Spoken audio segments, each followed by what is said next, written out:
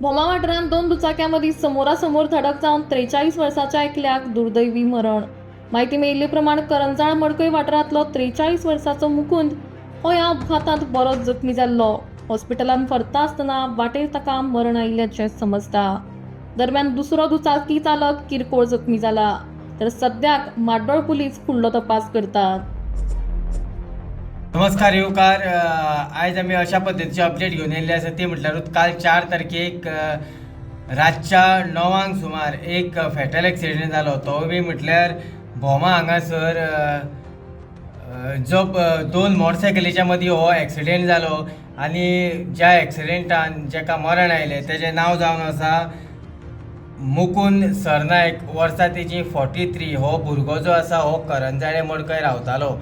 हो एक्सिडेंट जो आसा हो भोमा सारको भोमा पंचायत कडून फुडें एक बार एंड रेस्टॉरंट आसा.